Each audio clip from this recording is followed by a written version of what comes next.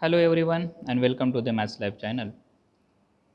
Today we will see some more examples and some rules of shortcut method. So output of today's video is understand the rules for trigonometric and hyperbolic functions to solve a linear differential equation to find particular integral of a linear differential equation. Okay, here we have solved some examples on how e raised to x and then e raised to minus x, 2 raised to x, then constant, what to do in shortcut methods. Now next rule is sine and cosine. For sine ax plus b and second one is cos ax plus b. So sine and cosine. Same way hyperbolic sine and hyperbolic cosine. So sine as well as cosine of trigonometric and hyperbolic functions we have to say.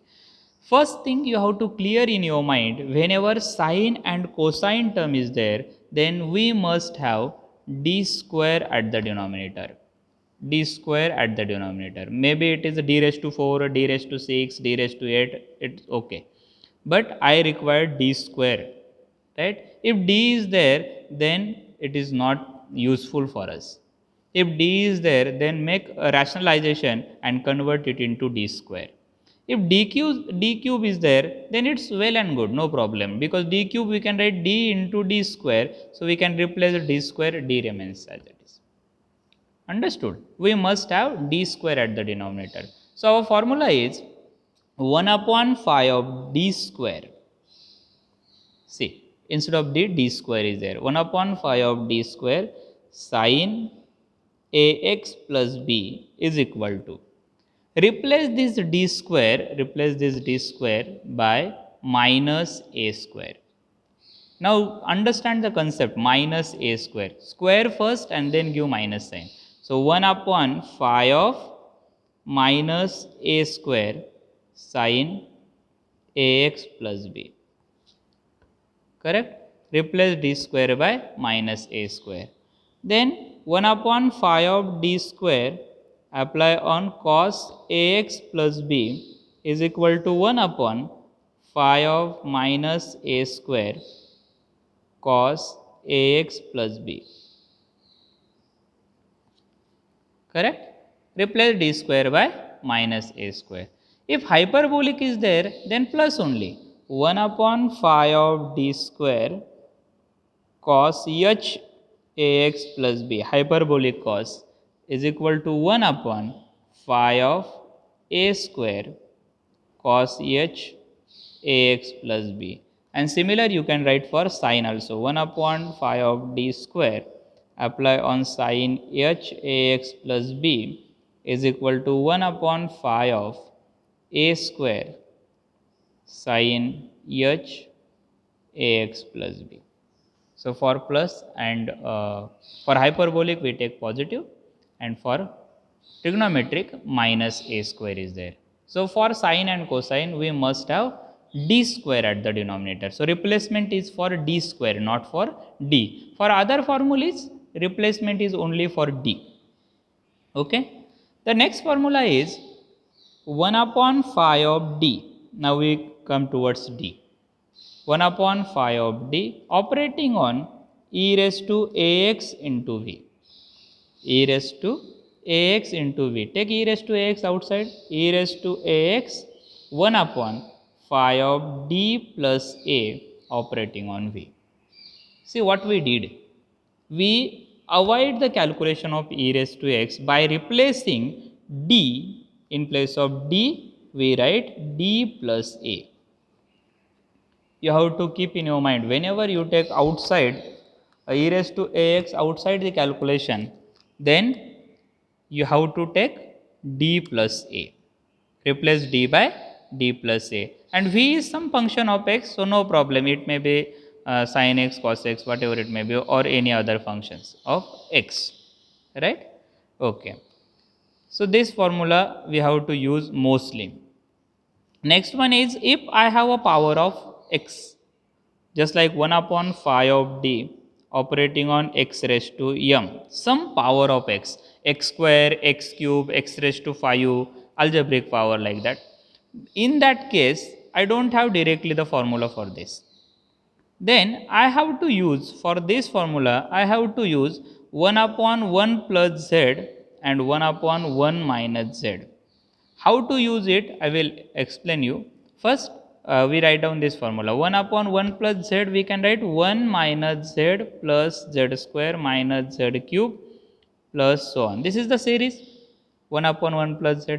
Then 1 upon 1 minus z, 1 plus z square plus z cube plus dot dot dot.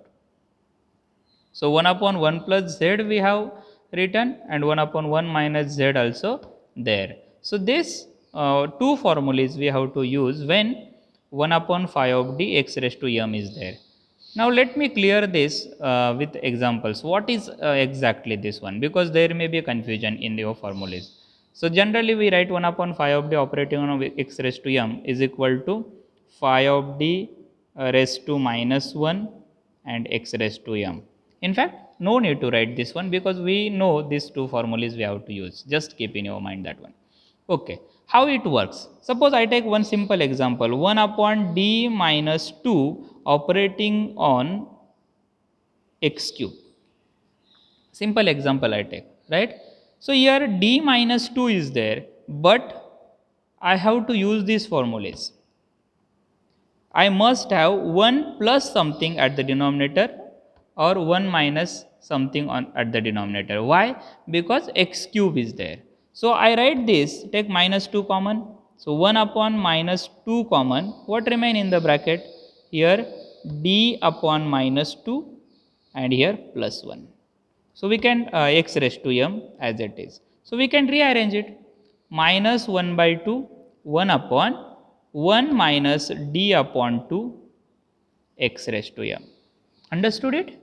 So here 1 upon 1 minus z, value of z is d by 2 and you can express it. So here is equal to minus 1 by 2, then here 1 minus is there, so no problem, all positive. So 1 plus d by 2 plus d square by 4, it's square d by 2 square plus d cube by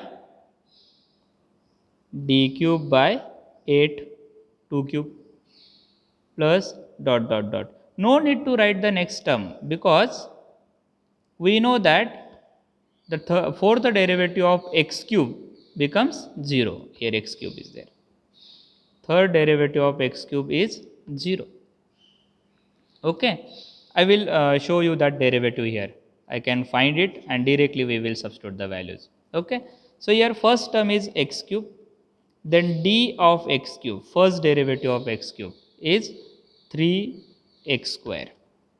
Then d square of x cube, one more derivative, it is 6x.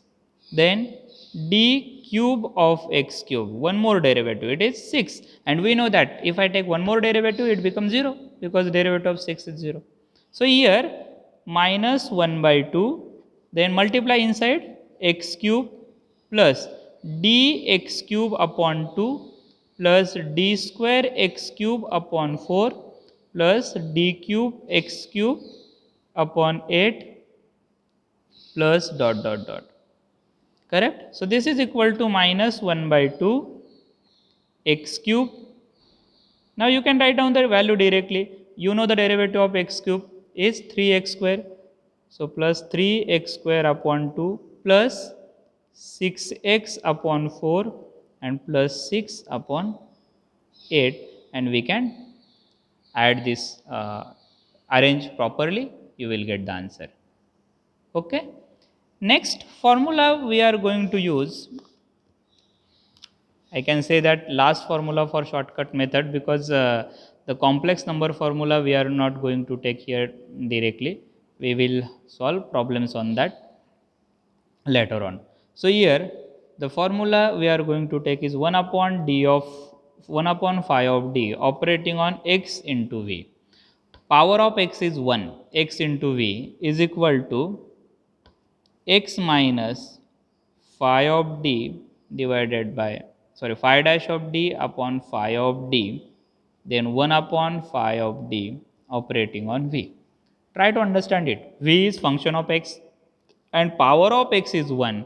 Then we can write x minus phi dash of d upon phi of d, 1 upon phi of d operating on v. But we can't use this formula directly because some certain conditions are there. What are the conditions? The first one is power of x is 1, and second, 1 upon phi of d operating on v is not a case of failure. Case of failure.